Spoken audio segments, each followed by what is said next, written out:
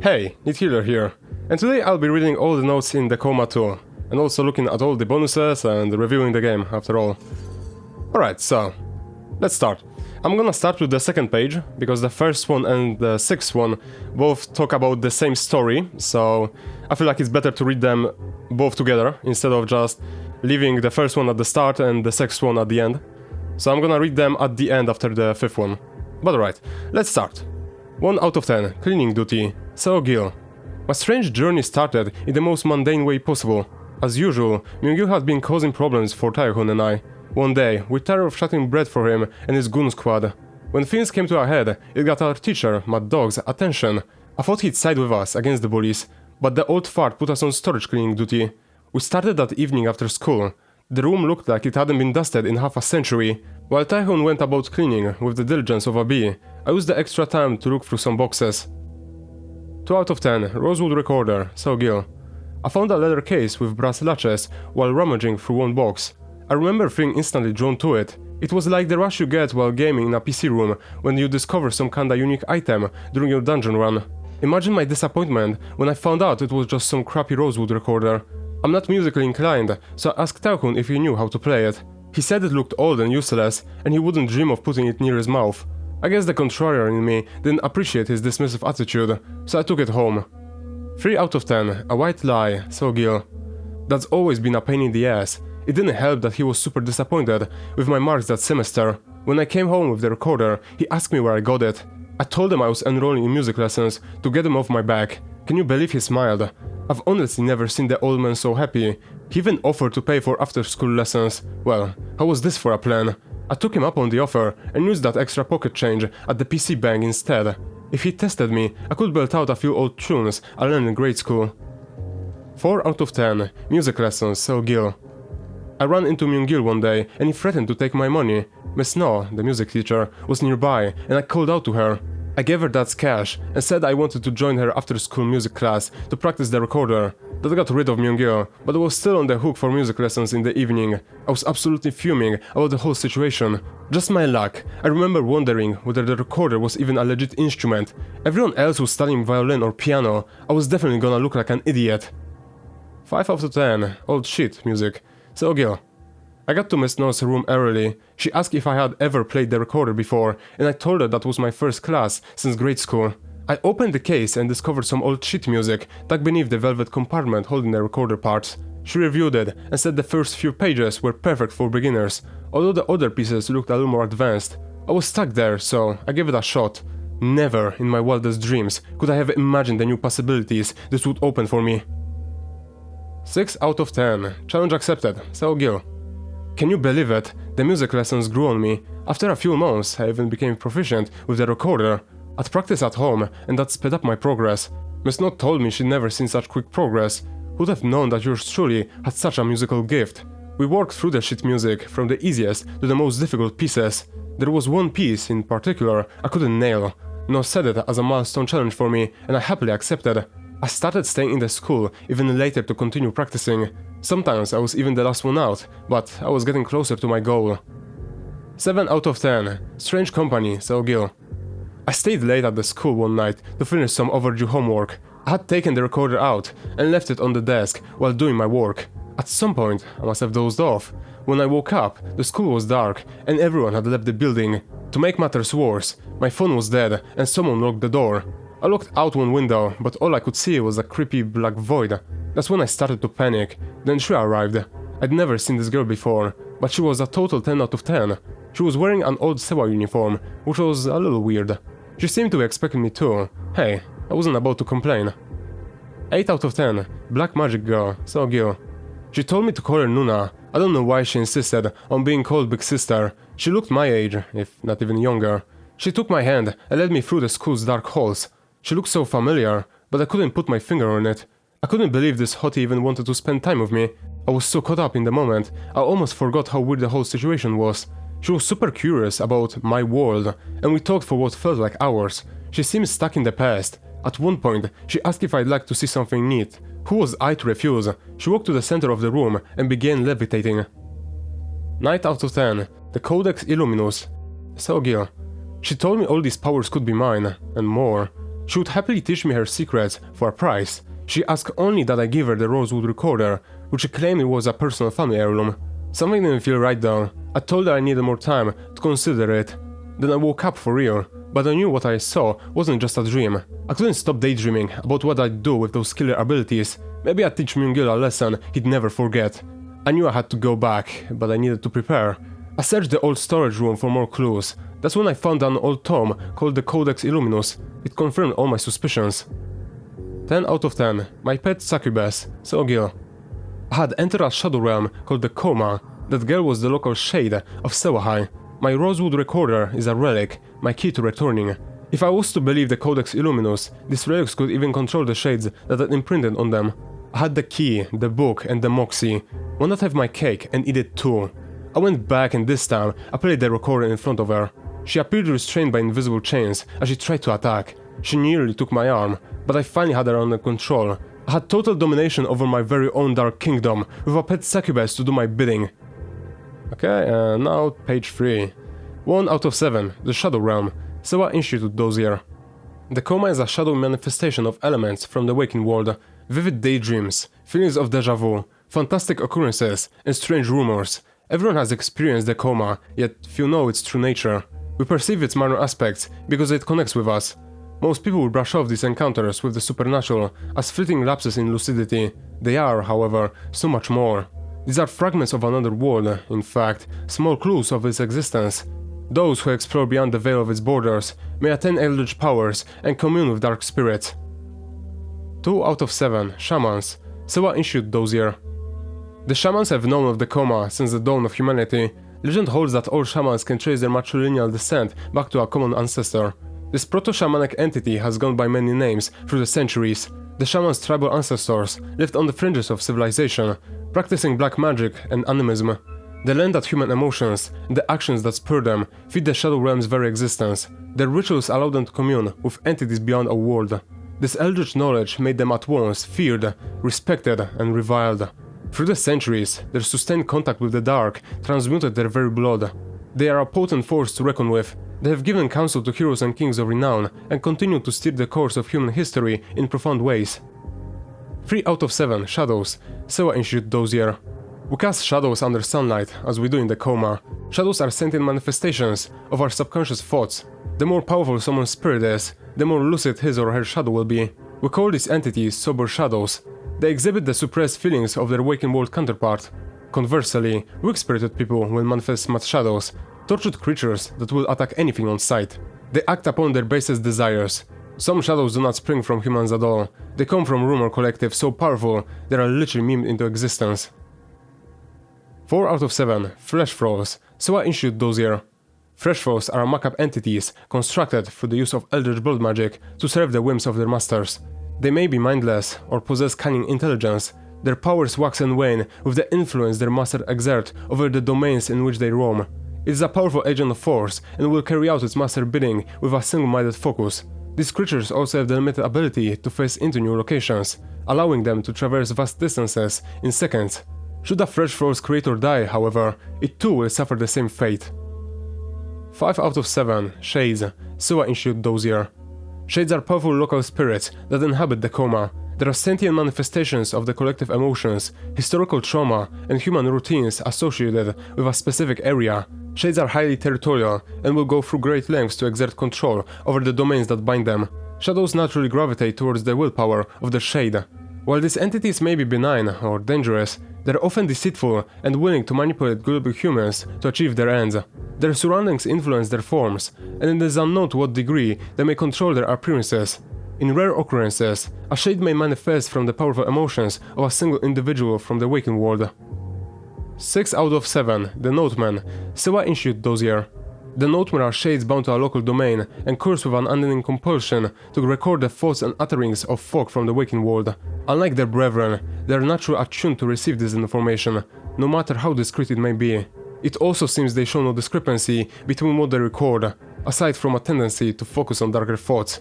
They do this in the form of loose-leaf notes, sticky memos, or scrolls left on the walls. Despite their highly compulsive nature, they can still be unpredictable, and contact with them should be conducted cautiously. 7 out of 7, Dokaebi, Sewa Institute Dossier.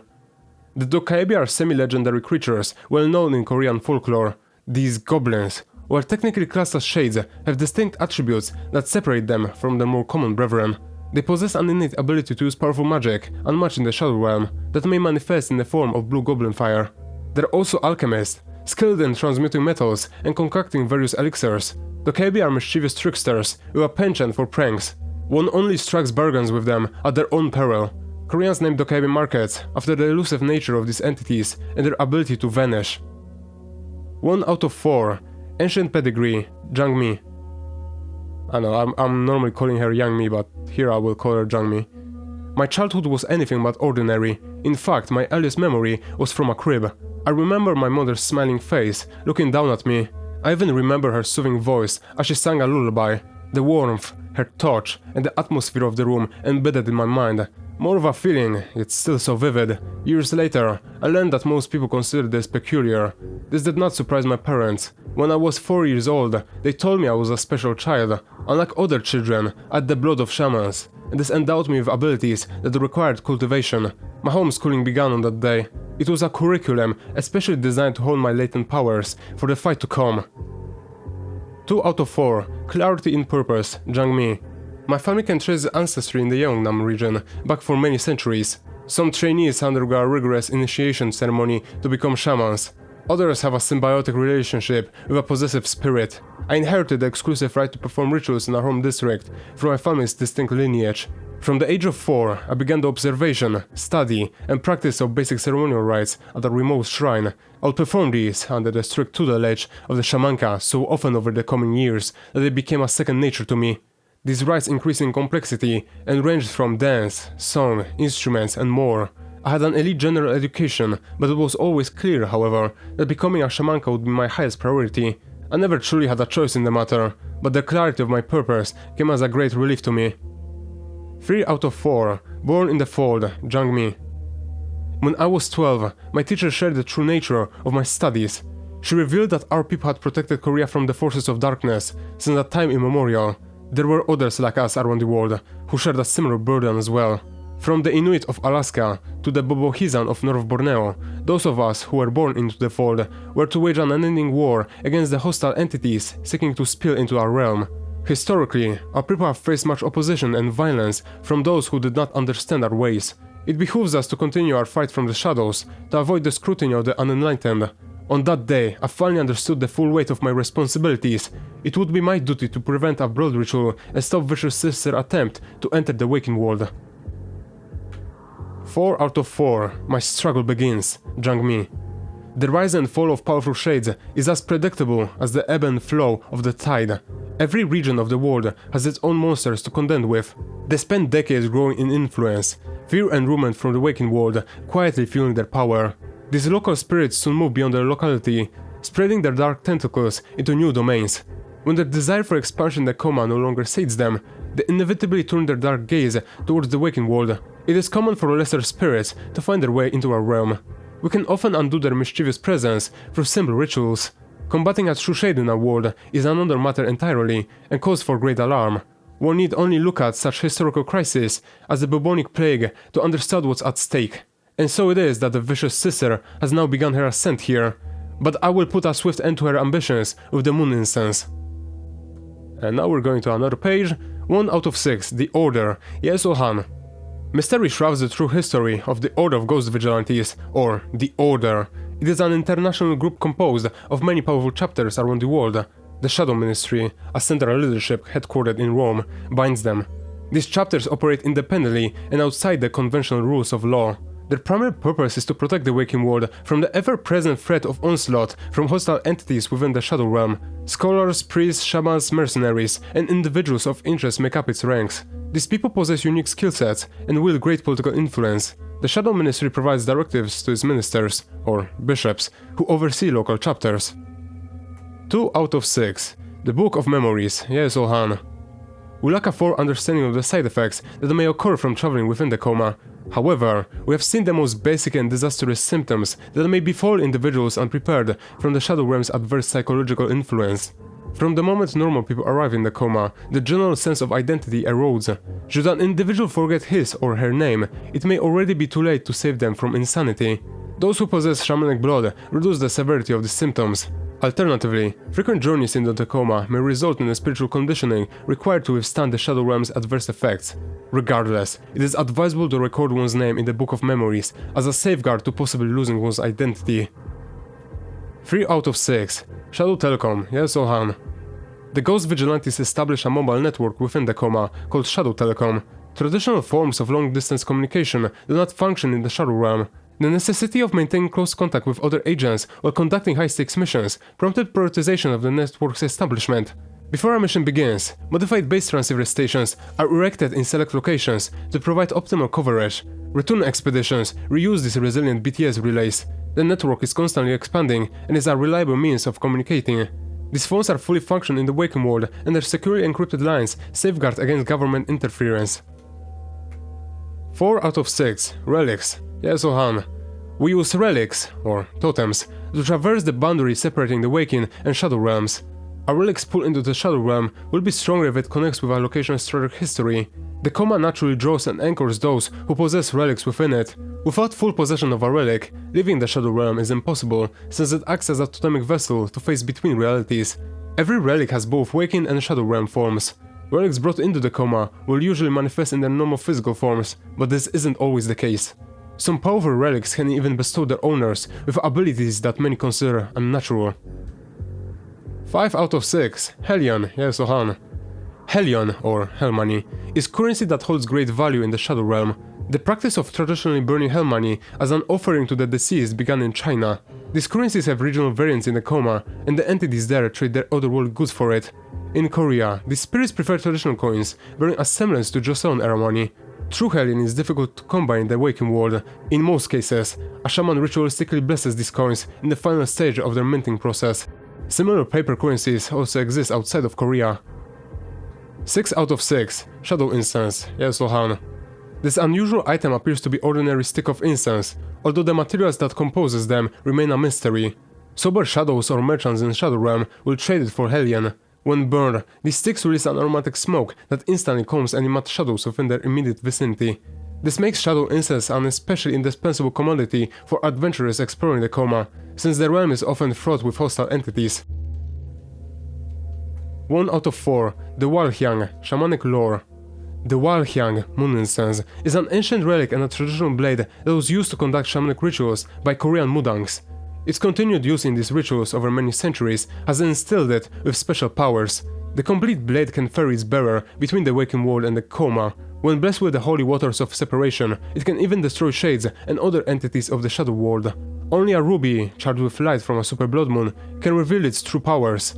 One must reshift the blade after it has fulfilled its purpose to protect its unique properties. 2 out of 4. Tejas Mirror, Shamanic Lore. Shamanic tradition holds that Tejas Mirror is an ancient relic that was used to communicate across space-time. In the glow of a super blood moon, those of shamanic ancestry may use the mirror to communicate with individuals from the previous phase of the super blood moon. It is said that even physical objects can pass through the mirror. Leaders have often relied on shamans to consult with oracles from the future using the mirror. The knowledge gained from these dialogues has been used to satisfy simple curiosity or guide successful revolutions. Korea's unbroken line of shamanic heirs traditionally passed down the mirror from generation to generation for centuries. This changed in the early 20th century when the Sewa Institute discovered and confiscated the mirror. 3 out of 4. Blood Rituals, Shamanic Lore. Blood rituals are an esoteric shadow art most commonly used by powerful shades to possess the bodies of the living. This allows shades the ability to traverse the boundary that separates the waking and shadow realms. While the payoff is highly beneficial, the ritual requires many unlikely conditions to align. This makes it difficult to perform. The first requirement is that the shade must conduct the ritual on the night of a super blood moon. This is when the boundary between realms is at its weakest. Second, the shade must possess the relic associated with his or her creation. Third, the shade must have a vessel to transfer its spiritual essence into, the body of a mortal human. Finally, the shade must have the original relic which brought the human into the coma. The result is complete possession of the human subject's body in the waking world. 4 out of 4. Blood of the Ancients, Shamanic Lore. Oral tradition holds that the latent powers of shamanic blood awoke in certain individuals during the dawn of humanity, thus blessing them with sight beyond. They use their powers to travel beyond the boundaries of the known waking world. They return from these dangerous expeditions into the unknown with the boon of knowledge for their fellow men. Society both feared and respected the mysterious art they practiced. They refined their knowledge over many millennia, passing on their traditions and rituals. Today, their descendants wage an unending war against hostile entities from the Shadow Realm. The Miko of Japan, the Bobo-Hizan of North Borneo, the Mudang of Korea. Their legacy spans the globe and connects them in this crusade of light. And now time for page 5. 1 out of 10. My rite of ordination, Minsu. Having completed my service as deacon, the time for my rite of ordination was finally upon me. I remember the day vividly, but not because of the special milestone it represented in my journey to enter the Catholic priesthood. The church was to ordain 2 of my fellow brothers and I. We prostrated ourselves before the altar, while the religious faithful sang the litany of the saints. Following this, I watched as each brother knelt before the bishop to receive his prayer. When it was my turn, I too knelt before him and closed my eyes. He placed his hands upon my head to confer his silent blessing. 2 out of 10. White light, Minsu. What I expected to be a symbolic gesture invoking the Holy Spirit turned out to be much more. A brilliant white light instantly blinded me. A peculiar calm overtook me, and I heard a voice that penetrated my very being. It spoke to me with a dignified tranquility. Behold, she cometh with the shadows, and every eye shall see her, and all kindred of the earth shall weep before her. The voice's message would continue to haunt me through the years. I began my work at the Archdiocese of Seoul, overseeing certain administrative functions before they assigned me to a small parish on the outskirts of the city. 3 out of 10. The strange case of Joanna Lee, Minsu. I grew intimately familiar with our vibrant community. One day, a young woman entered the confessional to speak with me. I knew her as a newer member of our congregation. She began by recounting her sins before her confession took a turn for the peculiar. She thought God was punishing her family for some unknown indiscretion. When I inquired why she believed this, she told me that her daughter had recently taken ill and after overcoming that sickness, began to display aberrant behaviors. Her symptoms progressed more dramatically with each passing day, and now sharing the same house frightened her. If her story was true, she would have me believe a malicious spirit possessed her daughter. 4 out of 10. A faithful visit, Minsu. I paid a visit to the family's remote home one evening. The parents had confined the girl to her room. The father told me they had recently moved into the house. They initially believed their daughter had suffered a psychological break because of an illness she picked up after the move. As the days progressed, her symptoms worsened. He explained a new entity had overwhelmed his daughter's personality and had taken her place. I asked to see her, and he wordlessly led me to the door of her room. Before entering, he cautioned me by saying, "It's dangerous, it knows things, be careful." 5 out of 10. Encounter with a demon 1, Minsu. I asked to enter Joanna's room alone. Inside, I found the girl listlessly gazing out the window. She did not acknowledge my presence when I first spoke her name. The second time I called her, she turned her head slowly in my direction. Her countenance was dark, and she spoke in an unearthly, ominous tone. "You keep calling me that name, priest. Did your God not bless you with eyes to see?" Wounds of self-inflicted bruises and open sores riddled her body. Joanna, or the creature that possessed her, slowly approached me. She studied my face, her own expression betraying a mild amusement. "You are here because you believe your faith can help these people. How deliciously naive you are, priest." 6 out of 10. Encounter with a demon 2, Minsu. "Your prayers have no power here," the creature laughed. I asked whom I was addressing, and an insidious smile flashed across her face. "My name is Umbra, for we are shadows." The demon revealed various facts of my life in a vulgar tirade, meant to belittle me. When I raised my hand against the creature, it gripped my arm and threw me across the room with an unearthly strength. It was then I knew the power of the spirit was beyond my abilities, and I left in haste to seek help. Though unusual, I knew my concerns were best brought directly to the bishop. 7 out of 10. Trained professionals, Minsu. The bishop seemed unwavered by my story. He nodded in silent understanding and revealed that Joanna was beyond the remedy of a traditional exorcism. Umbra would require the aid of trained professionals. He seemed familiar with the demon's name. When I inquired about this, he told me of spirits unrelated to fallen angels. These were malignant beings from a shadow realm of our own creation. He gave me an old rosary and said, "This will be your relic. You must use it to journey into the shadow realm and free this girl from Umbra's grasp." Fortunately, I would not be alone. Our allies, the ghost vigilantes, soon arrived. 8 out of 10. Calm before the storm, Minsu. The ghost vigilantes immediately went to work. Their inquiries revealed a deep understanding of the situation at hand. When they asked about my encounter with Umbra, I recounted my experience and told them the family had recently moved into a new home. The agents asked me to take them there. The next day, before departing, the bishop brought a vial of water to me. "These are the holy waters of separation. We can only use these within the shadow realm.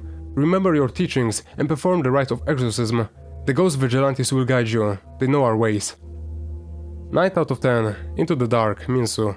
We arrived at Joanna's home around midnight. With our parents' permission, we entered the room. It took great effort, but the three of us restrained and bound the girl securely to her bed frame. The ghost vigilantes began a meticulous search of the room. A hidden space beneath a floorboard yielded what they were searching for. A small box containing an old signet ring. One of them spoke up. This is the relic she had. She couldn't have known. There may be still time to help her though. With that, one agent asked me to close my eyes, and he said an invocation. I clutched the bishop's rosary tightly and opened my eyes when he finished. 10 out of 10. The Coma revealed. Minsu. I found myself in a strange place. The room had eroded into a dilapidated, grotesque version of itself. Welcome to the Coma, one agent said after noticing my surprised expression. We turned to see Joanna, bound to the bed and screaming for help. The shadowy figure of Umbra crouched over her. I began the rites of exorcism and concluded with a prayer to Saint Michael. I dashed the water of separation on Umbra and it fled, screaming into the night. We unbound the girl and the ghost vigilantes gave her the signet ring. We made the journey back to the waking world with their invocation, and she rejoined her family. I now realized the voice I heard during my rite of ordination was a calling to a greater purpose in service to the Lord. And now we're going to 1 out of 6 because it's gonna be the first story of Sumi, and the 6th one is the continuation of that. So let's start. 1 out of 10. Life in Gwangju, Sumi. It was the autumn of 1938 that I was born to a family of humble means. For 7 years we lived in our small family house in Gwangju. My father worked as a farmer, harvesting rice and barley. Mother worked at the cotton mills. My older brother Suho and I tended to the chores our parents couldn't see to. In those years, everyone carried their weight. That's what was expected, and we did so with great diligence. Those were difficult years, but we were happy because we had the great comfort of each other's company and laughter. 2 out of 10. A fateful day, Sumi. August 15th, 1945 was the day of my 7th birthday. The nation celebrated its independence for the first time after 35 years. My father believed it to be a good omen that his daughter's birthday should fall on such a day. My mother scolded him for being too superstitious. At the end of that month, he suddenly announced we were selling our land and moving to Seoul to seek better opportunities and be closer to his brother. As a young girl, I still remember our journey to the big city felt like ages. To while away the hours, my brother taught me how to play his recorder. He would continue to tutor long after. These sessions are now precious memories. 3 out of 10. The Sewa Institute, Sumi. The months after our arrival in Seoul were turbulent. To my father's dismay, it was a dangerous time of political upheaval. My family settled in an undeveloped city district called Songrung. It was most notable for 2 things then: the distinct presence of Catholic missionaries and the preeminence of the Sewa Institute, owned by a mysterious American family. Our community knew the organization well for its various outreach efforts. Despite the benefits their development projects did for our district, a suspicious fog of secrecy shrouded the Sewa Institute. 4 out of 10. Learning English, Sumi. The Sewa Institute bolstered its presence in Songrung between 1945 and 1949. They inaugurated Sewa Hospital and expanded the Sewa Academy, which has been open since 1932. Westerners largely staffed both facilities. Suho attended the academy and became fluent in English. He had a natural command of it, and his intelligence was a source of great pride for my parents. He even taught me how to read and write the language. My admiration for him grew with each passing day. I wanted to be just like him. I still practice using the recorder he had given me so many years ago. It was my personal way of following in his footsteps. 5 out of 10. The summer of 1950, Sumi. Nothing could have prepared us for the horror to come in the summer of 1950. Our entire district fell into turmoil when word arrived that North Korean forces had crossed the 38th parallel. My family listened to a radio announcement from President Ri, who urged citizens to stay in Seoul and trust the government in spite of impending danger.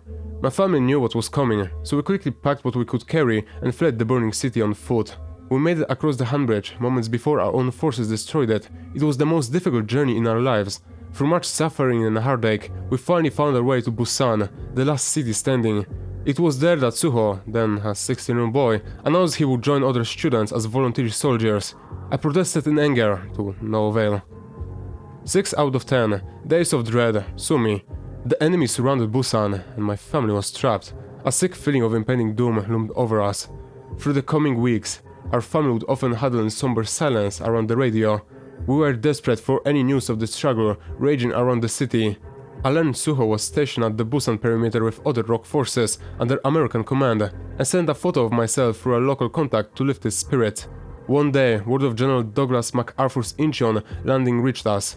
The feeling of hopelessness concerning our dire circumstances soon yielded to cautious optimism.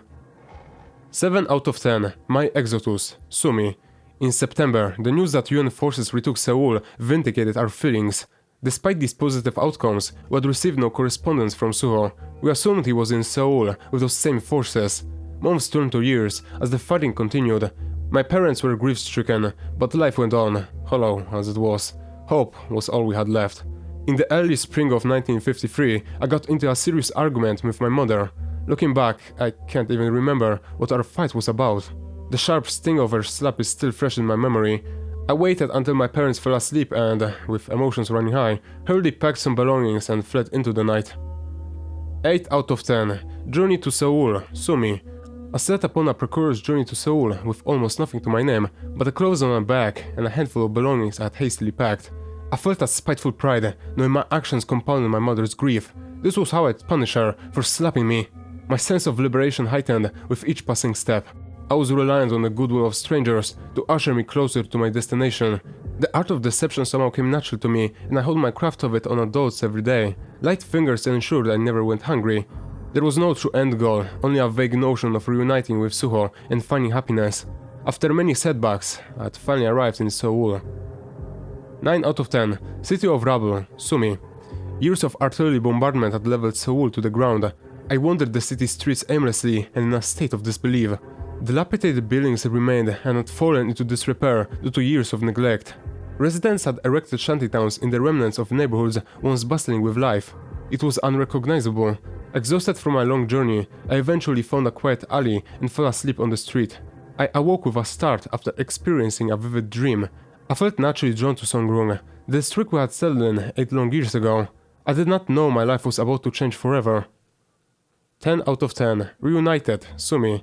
I arrived in Songrung to find much of our neighborhood had suffered the same fate as the rest of the city. My search continued, and then I saw it. Amidst the rubble and ruin, our home. Dust and ash dulled its appearance, but there it stood, alone and defiant. The front door was ajar, and I walked through, cautiously reacquainting myself with the interior. I moved inside the old bedroom my brother and I once shared. Suho was there, still in his military uniform, collapsed in the room's corner. I looked into his eyes, but the light within had gone. An open amulet was resting in his hand, with the photo I had sent him inside. Sorrow overtook me and I fell there. My tears did not subside until I fell asleep. Okay, now we're going to the continuation of that, which is the 6th page. 1 out of 10. A search for help. Sumi. I awoke at night with Suho's amulet in my hand. An ominous feeling overtook my senses as I sat up and studied my surroundings. I was still in our family home, but it was quiet. Too quiet. I decided to find an adult who could help me with my brother's body. I put the amulet around my neck and set off. I remember feeling unnerved as I wandered the streets, searching for another soul, but finding Songrung to be empty. My path eventually led me to the gates of Sewa Academy, which had also somehow survived the artillery fire that destroyed much around it. The distinct shadow of a person looking out to the city was cast against a lit window. Perhaps I'd find some help there. 2 out of 10. Entering Sewa Academy. Sumi. I passed the creaky gates and knocked on the front door. There was no answer, but a simple twist of the knob let me in. A well-maintained interior greeted me. I nervously made my way through the academy's halls to the upper floors of the building, looking for the lit room. I eventually found it deserted. An old, leather-bound tome sat upon a candlelit desk. Various people had scrolled their names throughout its pages. The ink barely dried on the page where these signatures ended. I made out the inscriptions which bore the initials of one, YSH. 3 out of 10. A soulful melody. Sumi. I searched the school and called out for help to no avail. Had my eyes been playing tricks on me? I soon found a quiet corner in what appeared to be a library and lit a candle to rummage through my belongings for food. My hands found the box of the old recorder my brother had gifted me. Touching it brought back a flood of memories and tears poured from my eyes. After calming myself, I lifted the rosewood recorder from its case and placed it to my lips. I felt my anguish empower every note of the melody drawn from my breath. As I brought it to a close, the sound of clapping hands reverberated through the room. 4 out of 10. Figure from the dark. Sumi. I shot to my feet, startled by the clapping. A female figure slowly emerged from the shadows cast by the bookshelves. Had she been listening to me the entire time?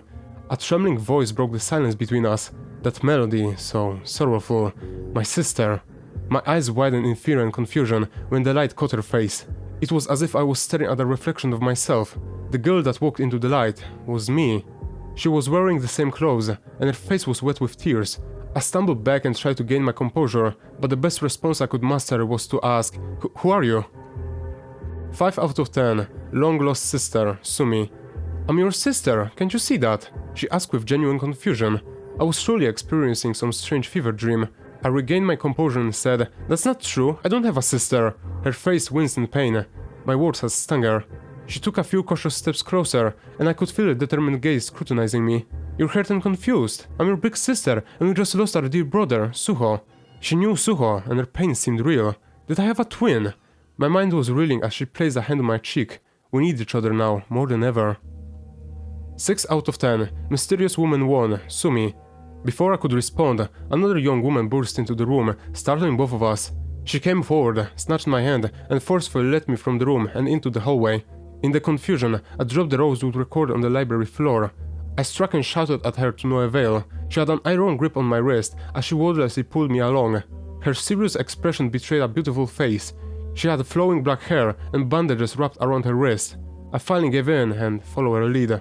As we turned the corner, I took one last glance over my shoulder and saw my sister's silent silhouette in the library. 7 out of 10. Mysterious woman 2, Sumi. She led me outside the academy. I shouted at her to let me go, and she reluctantly released her grip on me. I stumbled back, massaging my sore wrist. She was deceptively strong. It didn't seem like she intended to do me any harm though. Still, I was no less confused by what had just transpired. Who are you? I screamed. She was unperturbed by my outburst as she silently examined me. Instead of answering, she followed up with her own question. How did you get here? I told her the front door was open and I was looking for help, but this didn't seem to satisfy her curiosity. The moonlight must have glinted off Suho's amulet because it suddenly caught her eye. 8 out of 10. Suho's amulet, Sumi. She asked where I found the amulet, and the specificity of her question took me aback. I told her it belonged to my brother, Suho. She then asked if I could take her to him. When I told her he was dead, she looked saddened by the revelation. I'm sorry, he was a good man, she said. When I asked how she knew him, she told me he had done an invaluable service for our country and was a hero. She once again asked to see him, and I could feel her concern was genuine. As I led her back to my home, silence filled the air between us. I had so many questions, but they could wait. I knew I would soon have my answers. 9 out of 10. The dagger revealed Sumi. She walked into my home and found my brother. She knelt beside him and gently put her hand on his face. A sister. I didn't know we had a sister, I said. She stood up and took me by the shoulders. She spoke with fierce eyes. That thing is not your sister. Do not believe a word it says. Her attention returned to my brother and a knapsack by his side. She started to open it and I protested in anger. She raised a hand to silence me and continued looking through his belongings. A moment later, she found the object of her search and raised it into the light. A traditional dagger, still concealed by its silver sheath. 10 out of 10. A fleeting dream, Sumi. She said my brother had gone through great lengths to find the dagger, which she called moon incense, and that he had destroyed a mighty shade named Umbra. She told me I was lucky she found me when she did, and that my lookalike was another dangerous shade she had never seen before. She took my hands and told me it was time to go back to my world. She asked me to close my eyes and imagine my family home in happier times. Her request confused me, but she reassured me that all would be explained in time. Before I complied, I asked who she was. She replied, Yes, Olhan. When I awoke, the sun was up. I was alone, unsure of whether my experience was a fleeting dream. So yeah, that was all the notes. Let's go back to the main menu and read all the bonuses then. And after that we can get the review. Okay, so first thing, Blood Moon Rising started the game.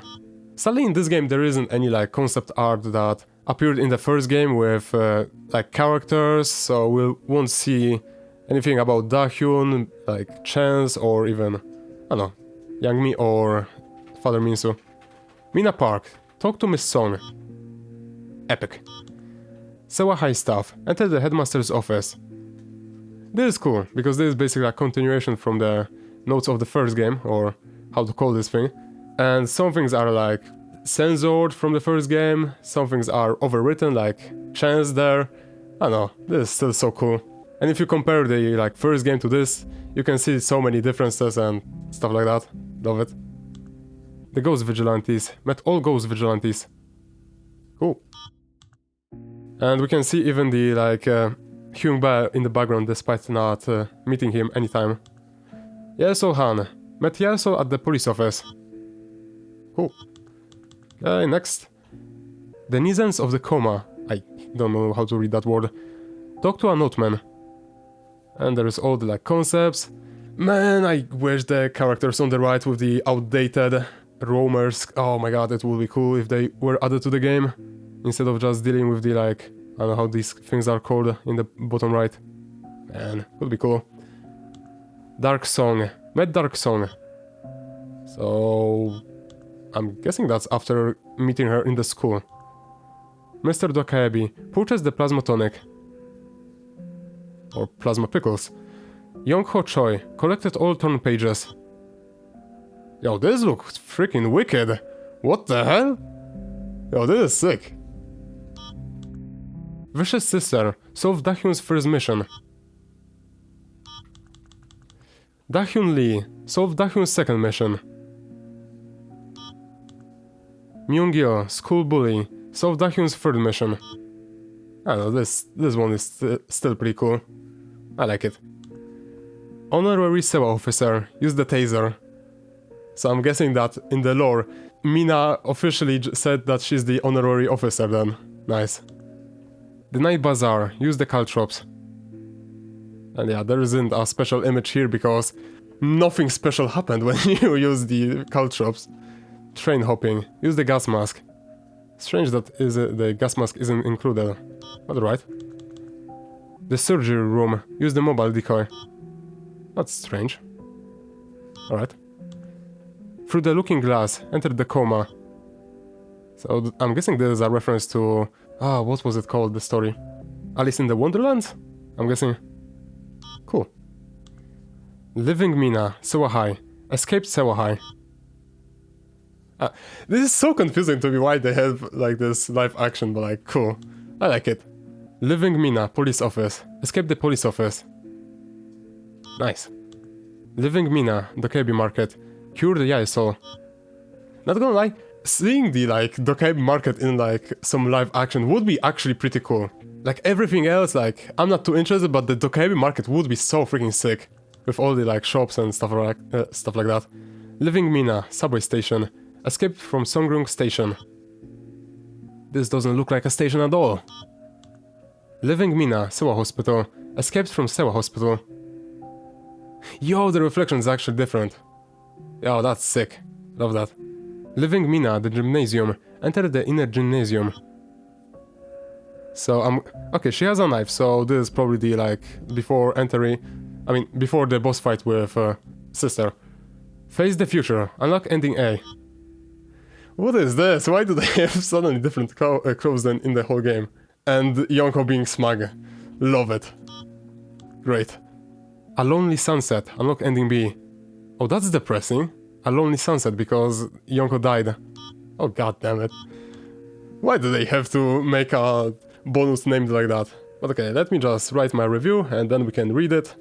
And that could be the end of the Coma 2. Right, I just spent like 20 minutes writing a review. And it didn't save. What the hell? I have to write from the start. Oh my god, no. No. Oh. I spent so much to write that. God. Why did it not save? Oh my god. Oh. Time to write from the start. Okay, let me read the review. This game is a good sequel, but I prefer the first game. The first game's gameplay was compact in 3 small buildings, where basically all the action and story took place. And while this game expands on the amount of locations, it also just makes it feel less focused and less interesting than in the original. The gameplay is a bit frustrating in how similar it is to the first game. The only real changes are the removal of the hiding anywhere button and the introduction of the roaming enemies, which don't really pose too much of a threat. The amount of hazardous obstacles got increased to absurd levels, but the main problem of them not really being able to hit you, as long as you run through them, makes them also a non-threat. The main monster of the game can now one-shot you, but despite that, it's still really difficult to die in this game if you play and learn from the first game.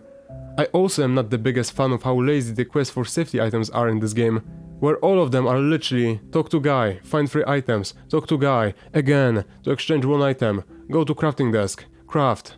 Doing this once would be fine, but 4 times? The first game wasn't too original in how its quests look like either, as they're all basically simple fetch quests, but there the game at least tried to make them feel a little bit unique, while here it's impossible to not notice the similarities. But there are some things that were changed in this game that I liked. Reduced amounts of endings, and while this sounds like a negative, it really isn't. The first game had 5 endings, where endings 1 to 4 were just the same ending, just add a bit at the end, and getting all of them was just not fun. And the only important ones were basically ending 4, as it had all the small story bits, and ending 5, which was basically the true end of the game. There's also the crowbar, which is introduced pretty late into the game, and it allows you to open doors in old locations, making backtracking way more fun and rewarding, unlike the art quest from the first game, for example. There are also the matches, which allow you to get more items and even open some doors from the inside of rooms, which wasn't introduced as a mechanic, so finding it felt really great. Overall, I like this game, it's a good sequel, and I would recommend it, but I still prefer the original. And yeah, that's basically my thoughts on the game. I would go into some other points, like some details, like the dialogue with the child, for example, where if you just say, yeah, I don't have time right now, it just resets the whole conversation. There's also the health states of permanent damage, and the fact that it changes your image in the inventory, which is really cool. I really like that as a mechanic. But no one will know about it because no one will play for permanent damage. Everyone will just try to do 100%, save, not take permanent damage at all, because permanent damage, that sounds bad. I don't know. This is a really good game, but it's so frustrating to me at the same time. I'm happy that I played it. It was a good game, but man, I just wish there was a bit more love towards this game that made it better. But yeah, that's it for this video, and the Coma as a whole, or until the next freaking game turns out, which is the game between the first one and the second one. I don't know, I'm still feeling mixed about that one, not gonna lie. But yeah. Whew, this video took me like 7 hours to record. If it turned out pretty bad, I don't care, man. I feel dead inside. It took me 2 days. But yeah, that's it. Bye-bye. Yeah, for some reason the first game is like way louder when it comes to this menu. And I'm not really sure why. For some reason the first game is like, I need to be quirky, man. Yeah, the second game is cool, but like, I need to be quirky. Broken.